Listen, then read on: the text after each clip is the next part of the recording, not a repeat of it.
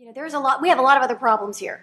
I don't think that this is one of them. And I know that people will probably say, well, why is Ms. Price, putting these off? Don't I just accept them? Is she racist? Is she racist? And I'm sure that there are people that say that. It has nothing to do with that. I am very proud of this county, the way it has acted on issues over the years, the 10 years that I've been here. And I know what issues that are problems that we have to deal with. And it's not one we have in county government. The George Floyd murder affected a lot of people in a lot of different ways. But I feel like for me personally, it was one of those situations where it was like, well, here's another one. After the death of Ahmaud Arbery, it seemed all so very recent. And it was just like back to back. And then after George Floyd, then Rayshard Brooks. So it was just ongoing aspects of why does this keep happening? And within the last year, I decided that I was going to take on more of a leadership role and less of a community participant. And when I started taking some more trainings, doing some more readings, I then realized that this was the route that I wanted to go towards. When the conversation on race started coming up due to George Floyd's recent incident, it was an eye-opening thing for myself as well. I had to realize how much I had shut myself from. And that's why I tell people, conversations like these are so important. It's easy to put your blinders on a daily basis because it becomes routine. It's easy to forget some of the things, dull yourself down, pretend that's not the reason.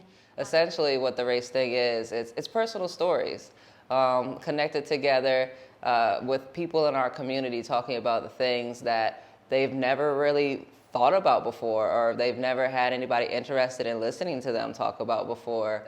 This isn't going to be changed in a matter of months.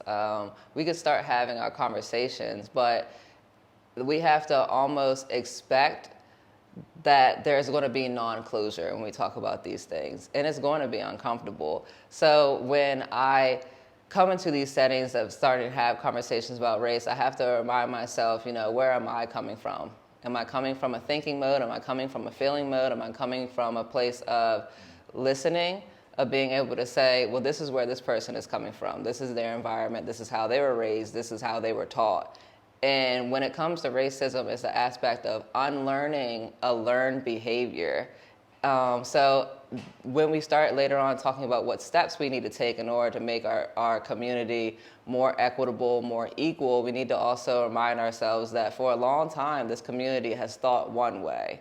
So now we have to get our community to start unlearning some of those things and take steps toward a new type of learning so that in future generations, there will be different mindsets when it comes to our schoolings, when it comes to our doctors, our elected officials, our environment, being able to take these steps toward creating change for future generations and hope. I don't think it's in the DNA. I do think it's an unlearnable trait. It's one of those things that you have to learn new tools so that you can understand the new stuff that you're getting and then falsify the previous things that you've already learned. So it's not necessarily that you're avoiding the past completely, it's coming into terms with it.